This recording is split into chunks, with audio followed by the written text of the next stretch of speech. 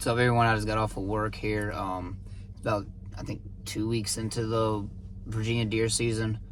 I'm gonna meet Ricky back at my house as soon as we leave here. We probably won't have time to do like an interview once we get to my house because he's gonna jump onto my Wi-Fi. He doesn't have Wi-Fi at his house right now, so he's gonna jump onto my Wi-Fi, and we're gonna purchase his licensing or his license. He's gonna get probably it's called a sportsman license for us, where he can get bow, muzzleloader, and rifle all together. His trout license.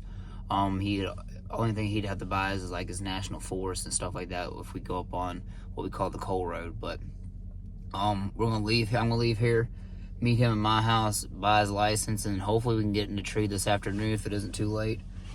It's probably gonna be more of an observation sit just to see how the stand is and still and everything like that. Oh, trail camera went off. Here we go.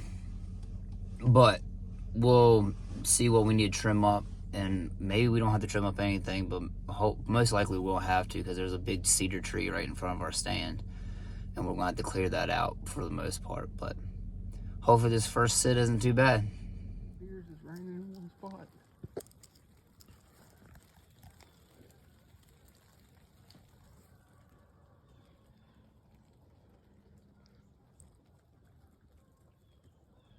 Just realized I didn't explain too much yesterday. We sat for a little bit, didn't see anything, so we ended up clearing out our shooting lanes a little bit last night once it got pretty dark, where we could still see what we were cutting, but we knew that hopefully we'll have a nice open area today. I didn't explain too much when it comes to why the deer are going through there.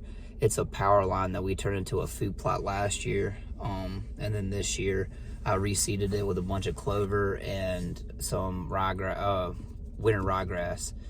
So the clover are in there, and it looks like a couple of the turnips from last year still coming through, and it's a little mixture of just basically a mixture of two different things. I put clover down there, and then I got, which our local co-op just has like clover bags, so I think I put crimson and this sweet clover down there, and then here recently, I think it was like 2 weeks before the season started, I put in ryegrass. So we'll see what happens. We're going to try to go back down there this evening, and hopefully we can get something now that we got shooting lanes open. So I think it worked out to our advantage yesterday that we didn't get it done or have anything come out in front of us because there weren't too many shooting lanes. They'd all grown up. But we'll see what happens this evening.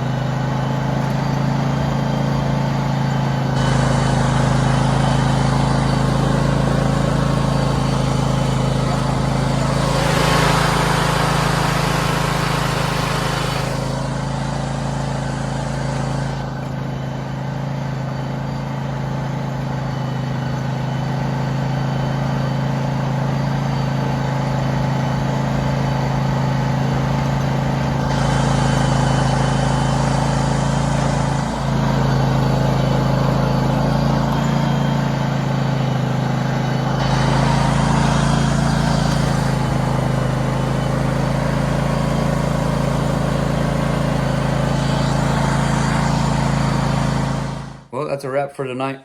As you can see, we hung her up in the garage. We actually used that bucket to catch most of the stuff in. Got her in the fridge back here. As you can see, I'm kind of cleaning out my garage a little bit, so it's a mess in here. But got her cut up. Didn't get her completely deboned. The hams and stuff are still on the bone, but we put them in 5-gallon buckets and put it in the fridge. Ricky's gonna come over tomorrow and get it and then completely debone her and either grind her up and make her into jerky or do whatever he wants to do with her. But yeah, that's what as you can see, we used the tractor. The tractor is just a quick and easy way, and the deer are actually used to me mowing the power line. So with me running down there with the tractor, grabbing the deer, and then coming back, there's nothing new for them. So it was quick and easy. And as you can see at the very end here, when I do the exit video, when I scan up from the deer being in the back of the trailer, you can actually see a deer run across the power line at the very top, which isn't my property. That is my neighbor's property. But as you can see, it doesn't bother them too much.